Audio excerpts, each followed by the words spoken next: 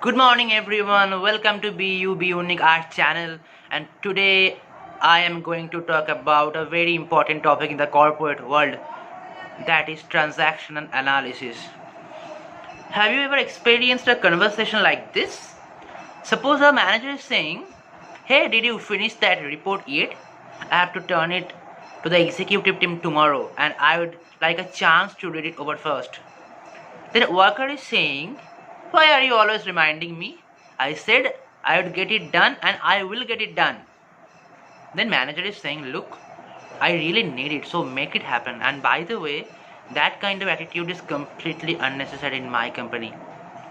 Then the worker is saying, frowning and looking down, and then he said, "Well, we all have this afternoon, I guess, but I would need to put a lot of other stuffs on hold, so..." The second one sounds a bit familiar, right? This cannot only be frustrating but also make people feel that the lines of communication are broken down somewhere.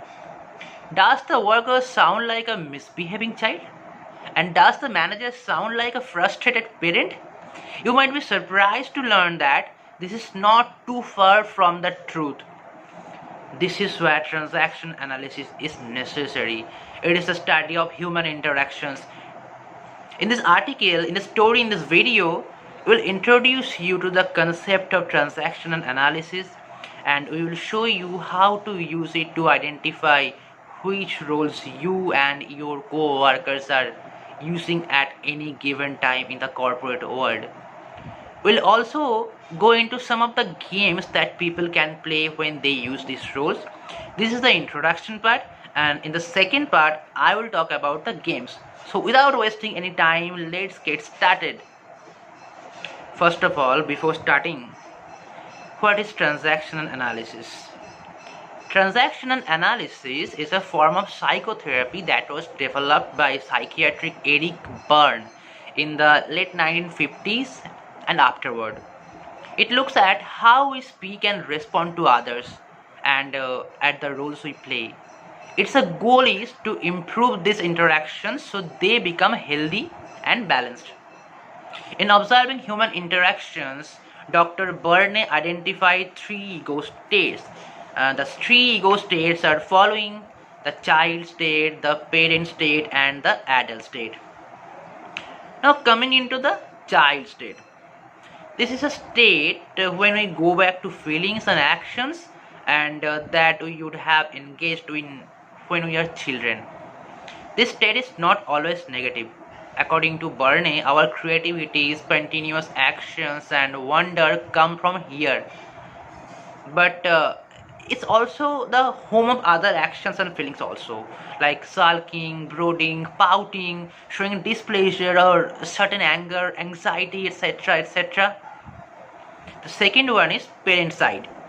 Uh, this is when we play, often unconsciously, a parent type role. We imitate what our parents would have done in a situation.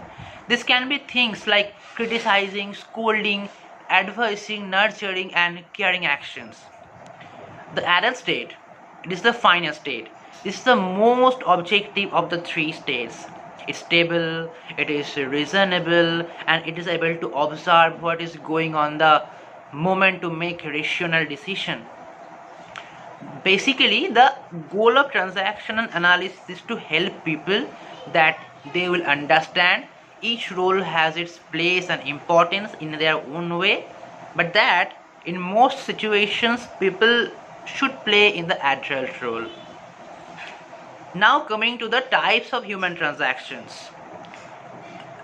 Basically in these roles, interaction through two types of transactions: complementary transactions and cross transactions. Coming to the first point, complementary transaction. This type of transactions occur when two people communicate with each other in the same role. Suppose I am saying to you, "Did you finish that stuff review yet? I really need it."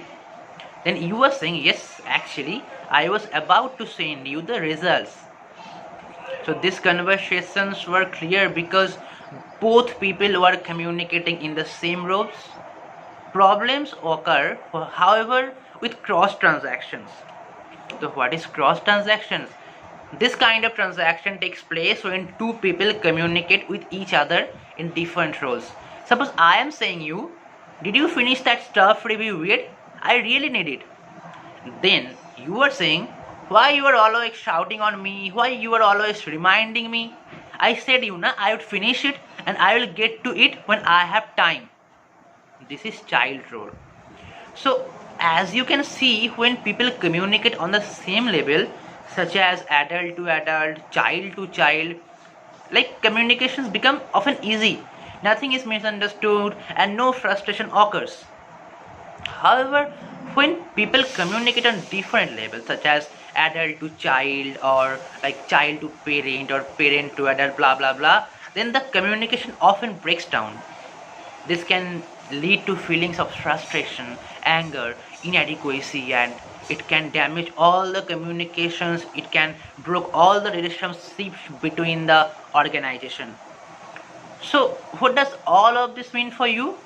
By learning different roles that you or your team use to communicate, you can learn to communicate more effectively.